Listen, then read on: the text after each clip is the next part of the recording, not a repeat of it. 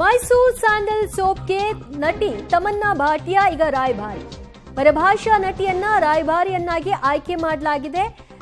ಈ ಬಗ್ಗೆ ಎಂಬಿ ಪಾಟೀಲ್ ಹೇಳಿದ್ದಾರೆ. ಮೈಸೂರು ಸ್ಯಾಂಡಲ್ ಉತ್ಪನ್ನಗಳನ್ನು ಮತ್ತಷ್ಟು ಜನಪ್ರಿಯ ಮಾಡಲು ತಮನ್ನಾ ಅವರನ್ನ ಆಯ್ಕೆ ಮಾಡಲಾಗಿದೆಯಂತೆ. ರಾಷ್ಟ್ರ ಮಟ್ಟದಲ್ಲಿ ಕೆಎಸ್ಡಿಎಲ್ ಜನಪ್ರಿಯಗೊಳಿಸುವ ಉದ್ದೇಶ ಇದಾಗಿದ್ದು 2028ರ ಒಳಗೆ ವಾರ್ಷಿಕ ಆದಾಯ 5,000 ಕೋಟಿಯ ಗುರಿಯನ್ನ ಇಟ್ಕೊಂಡಿದ್ದಾರೆ.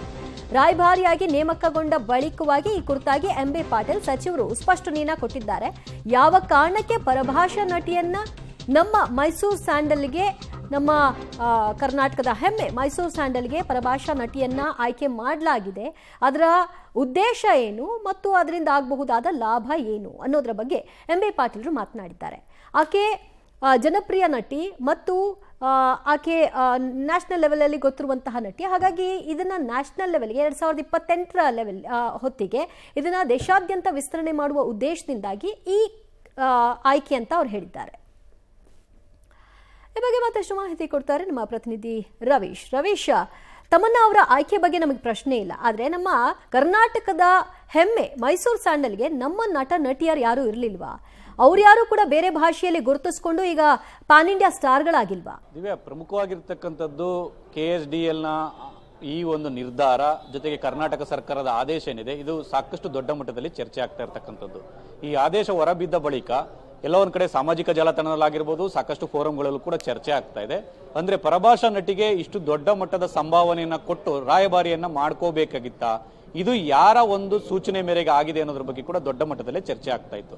ಅದಕ್ಕೆ ಈಗ ಆ ಒಂದು ಸಾಮಾಜಿಕ ಜಾಲತಾಣದಲ್ಲಾಗಿರ್ತಕ್ಕಂಥ ಚರ್ಚೆ ಮತ್ತೆ ಕೆಲ ಫೋರಂಗಳಾಗಿರ್ತಕ್ಕಂಥ ಒಂದು ವಿರೋಧಕ್ಕೆ ಎಂಬಿ ಪಾಟೀಲ್ ಅವರು ಟ್ವೀಟ್ ಮಾಡಿ ಸಮರ್ಥನೆಯನ್ನು ಕೂಡ ಮಾಡ್ಕೊಂಡಿದ್ದಾರೆ. ಅಂದ್ರೆ ಬರೋಬ್ಬರಿ 6.20 ಅಂದ್ರೆ 6,20,00,000ದಷ್ಟು ಸಂಭಾವನೆ 7 ವರ್ಷ 2 ದಿನಗಳ ಅವಧಿಗೆ ಅಂತ.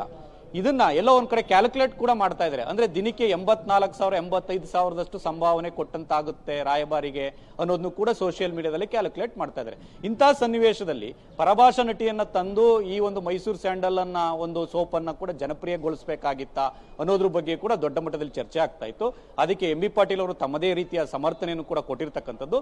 ಅಂದ್ರೆ ಮಾರುಕಟ್ಟೆ ವ್ಯಾಪ್ತಿಯನ್ನ ನಾವು ಭೇದಿಸಬೇಕಾದ್ರೆ ಮತ್ತೆ ಬೇರೆ ಮಾರುಕಟ್ಟೆಯಲ್ಲಿ ಪೈಪೋಟಿಯನ್ನ ಕೊಡಬೇಕಾದ್ರೆ ದೇಶದಾದ್ಯಂತ ಇರ್ತಕ್ಕಂಥ ಒಂದು ಸ್ಟಾರ್ಗಳೇನಿರ್ತಾರೆ ಎಲ್ಲರನ್ನು ಅಟ್ರಾಕ್ಟ್ ಮಾಡುವಂತವ್ರು, ಜೊತೆಗೆ ಸೋಷಿಯಲ್ ಮೀಡಿಯಾ ಜೊತೆ ಒಂದು ರೀತಿಯಲ್ಲಿ ಕನೆಕ್ಟಿವಿಟಿ ಆಗಿರ್ತಕ್ಕಂಥವ್ರು, ಅದೆಲ್ಲವನ್ನು ಕೂಡ ನಾವು ಪರಿಗಣಿಸಿದ್ದೇವೆ. PSU ಬೋರ್ಡ್ ಏನಿದೆ ಅದರ ನಿರ್ಧಾರದಂತೆ ನಾವು 4 ಅಂಶಗಳನ್ನ ಪರಿಗಣಿಸಿಯೇ ಈ ಒಂದು ರಾಯಭಾರಿಯನ್ನು ಆಯ್ಕೆ ಮಾಡಿರ್ತಕ್ಕಂಥದ್ದು. ನಮ್ಮ ಟಾರ್ಗೆಟ್ 5,000 ಕೋಟಿ ಇರ್ತಕ್ಕಂಥದ್ದು, KSDL ಟಾರ್ಗೆಟ್, ಅದನ್ನ ಗುರಿಯನ್ನ ಮುಟ್ಟಬೇಕು ನಾವು ಅನ್ನೋ ಸಮರ್ಥನೆಯನ್ನು ಕೂಡ ಕೊಟ್ಟಿರ್ತಕ್ಕಂಥದ್ದು. ಹಾಗಾಗಿ ಕೇಳ್ತಾ ಇರ್ತಕ್ಕಂಥದ್ದು ಕನ್ನಡಿಗರು, ಅಂದ್ರೆ ಈ ಒಂದು ಮೈಸೂರು ಸ್ಯಾಂಡಲ್, ಯಾಕಂದ್ರೆ ನಂದಿನಿ ಈ ಒಂದು ಬೇರೆ ಬೇರೆ ಪ್ರಾಡಕ್ಟ್ ಗಳ ವಿಚಾರವಾಗಿ ಕೂಡ ಒಂದು ರೀತಿಯಲ್ಲಿ ಉಚಿತವಾಗಿಯೇ ಕರ್ನಾಟಕದ ಸ್ಟಾರ್ಗಳು ಮಾಡಿಕೊಟ್ಟಿರ್ತಕ್ಕಂಥ ಉದಾಹರಣೆಗಳು ಕೂಡ ಇದೆ. ಯಾಕಂದ್ರೆ ಡಾಕ್ಟರ್ ರಾಜ್ಕುಮಾರ್ ಅವರು ನಂದಿನಿ ಬ್ರಾಂಡ್ಗೆ ಕೂಡ ಒಂದು ರೀತಿಯಲ್ಲಿ ಉಚಿತವಾಗಿ ಕೂಡ ಒಂದು ರೀತಿಯಲ್ಲಿ ಆಡ್ ಅನ್ನ ಕೊಟ್ಟಂತ ಉದಾಹರಣೆಗಳು ಕೂಡ ಇರ್ತಕ್ಕಂಥದ್ದು. ಇಂತಹ ಒಂದು ಕನ್ನಡ ಚಿತ್ರೋದ್ಯಮದಲ್ಲಿ ನಿಮಗೆ ಯಾರು ಕೂಡ ಸಿಗ್ಲಿಲ್ವಾ? ಅಷ್ಟು ದೊಡ್ಡ ಮಟ್ಟದ ಸಂಭಾವನೆ ಕೊಡುವಂತ ನಟಿಯೇ ಬೇಕಿತ್ತ ಅನ್ನೋದನ್ನು ಕೂಡ ಕೆಲವರು ಪ್ರಶ್ನೆ ಮಾಡ್ತಾರೆ. ಅದಕ್ಕೆ ಸರ್ಕಾರದ ಸಮರ್ಥನೆ ಮಾತ್ರ ಈಗಿರ್ತಕ್ಕಂಥದ್ದು. ದಿವ್ಯಾ,